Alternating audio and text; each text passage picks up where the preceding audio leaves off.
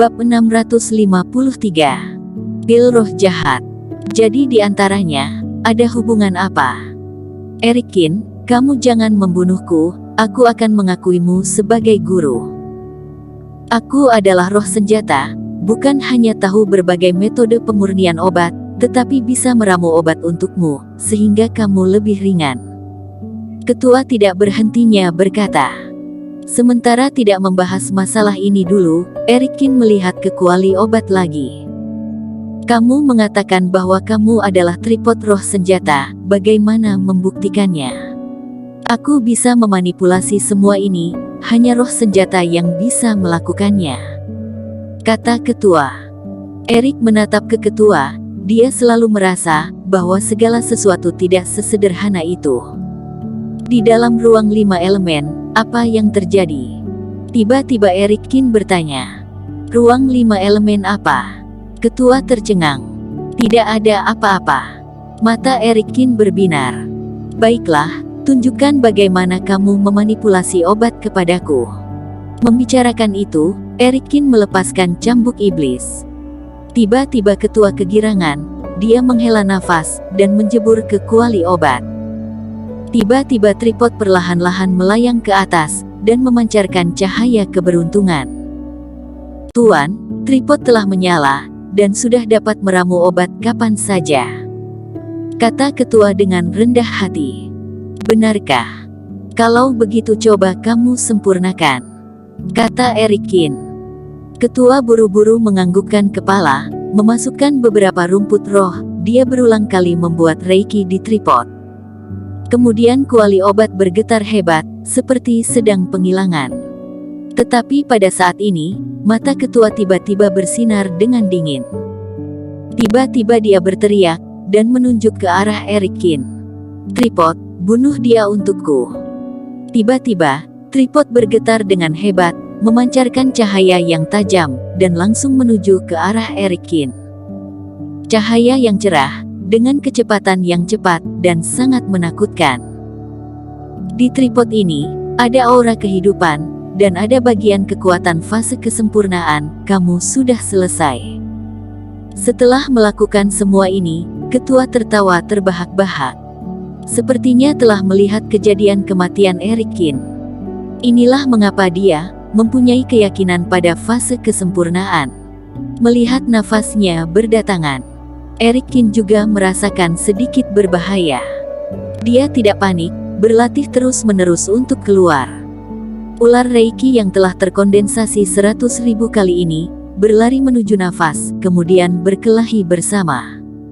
Suara ledakan. Gua itu bergetar hebat, asap dan debu berada di mana-mana. Menunggu sampai asapnya hilang, Erikin berdiri di tempat, ular reiki melilit seluruh tubuhnya. Dan nafas fase kesempurnaan benar-benar hilang. Ini tidak mungkin. Ketua terkejut. Seorang Grand Superior Master sebenarnya telah menghentikan pukulan fase kesempurnaan dan tanpa cedera. Tidak menunggu ketua bertindak, Erikin menangkapnya. Cambuk iblis terus mengikatnya dengan keras dan menyekap dalam tubuhnya. Tubuh ketua semakin lemah dan nafasnya terus melemah. Tuan, aku telah bersalah, mohon maafkan aku. Ketua memohon belas kasihan dengan putus asa. Namun Erikin terus mengerahkan kekuatan, dan ketua semakin kesakitan. Dia merasa, Erikin benar-benar ingin membunuhnya. Erikin, aku adalah roh senjata, jika kamu membunuhku, siapa yang akan meramu obat untukmu? Teriak ketua. Kata Erikin sambil tersenyum, mungkin kamu tidak tahu, aku bisa meramu obat sendiri. Tetapi kamu bukan roh senjata, hanya roh pil. Tiba-tiba murid ketua mundur, seperti disambar petir. Roh senjata bisa muncul di mana saja di dalam kuali obat, tetapi kamu tidak tahu bahwa kaldron langit adalah tripod 5 elemen. Dan kamu hanya dapat memurnikan pil jahat. Aku kira saat itu gerbangnya dihancurkan, Tuan yang asli gagal memurnikan pil jahat mewujudkan kebijaksanaan spiritual. Ternyata kamu tahu semuanya. Pikiran ketua terpuruk, dan kepalanya berdengung. Sebenarnya Erikin sudah memperkirakan semuanya. Segera, ketua ini dihancurkan oleh Erikin dengan cambuk. Melihat ketua mati di depannya, wajah Grom berubah drastis, ingin lari tapi tidak berani lari. Dia berpikir bahwa bisa melakukannya sendiri, dan tidak akan mengulangi kesalahan kelompok serigala, tetapi masih kalah dari Erikin. Sebenarnya Erikin ingin langsung membunuh Grom, tetapi setelah berpikir, sayang sekali jika dibunuh. Erikin menangkapnya, dan langsung melenyapkan roh. Grom menjerit kesakitan, nafasnya tersengal-sengal, lalu, dia kehilangan akal, dan semua kesadarannya benar-benar bersih. Erikin meraih jiwa yang mengerikan ini, dan melemparkannya ke dalam kuali obat. Ketua mengingatkan pada diri sendiri, bahwa harta karun kuno ini, jika memiliki roh senjata, akan sangat meningkat. Jadi Erikin menghapus kesadaran Grom, dan membuatnya menjadi roh senjata dari objek ini. Sudah waktunya untuk kembali. Erikin mengitari gua ini, menemukan beberapa pil jahat, herbal untuk memulihkan pil jahat dan beberapa resep pil. Orang ini pantas untuk keluar dari hal-hal yang jahat. Erikin pergi dari sini dengan emosi. Pada saat ini, di rumah keluarga Zeng. Setelah makan obat yang ditinggal oleh Erikin, semua tamu sembuh. Mereka berdiri dengan rasa takut yang masih tersisa, dan melihat dua lubang yang besar di ruang perjamuan. Terutama lubang yang diledakkan Erikin dengan lampu pedang. Semua orang mengekspresikan wajah yang terkejut. Dan pada saat ini, suara rem mobil yang sangat keras, tiba-tiba terdengar di luar mansion. Ketika semua orang melihatnya, Wilson, dengan agresif, membawa sekelompok ular berbisa untuk membantu semua orang. Wilson, kamu masih berani datang? Zenet saling berpandangan, dan berteriak dengan marah. Hahaha, mengapa aku tidak berani datang?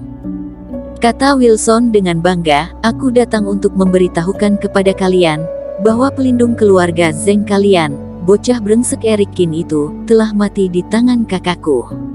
Apa? Ada keributan di tempat kejadian, dan semua orang tidak mempercayainya. Erikin yang seperti dewa, benar-benar sudah mati. Jangan omong kosong, Tuan Qin membunuh kakakmu seperti membunuh babi, dia tidak akan pernah bisa mati. Kata Zenet percaya pada diri sendiri.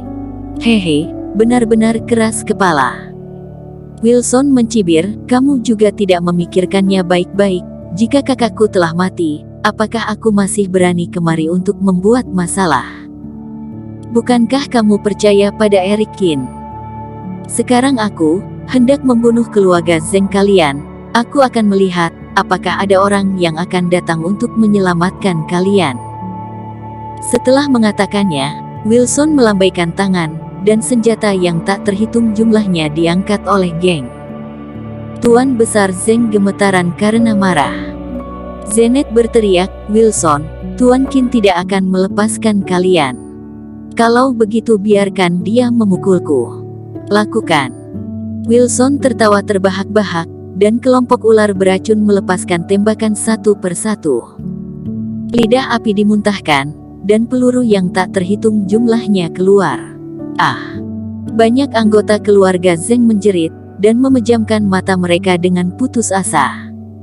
Namun, setelah berlalu beberapa detik kemudian, mereka terkejut ketika mengetahui bahwa suara pelurunya berhenti. Dan dia sendiri tidak terluka. Semua orang membuka mata. Kemudian, mereka melihat pemandangan yang sangat mengejutkan. Kelompok ular berbisa, satu persatu membelalakkan matanya, banyak peluru di tubuhnya, dan jatuh ke tanah satu persatu.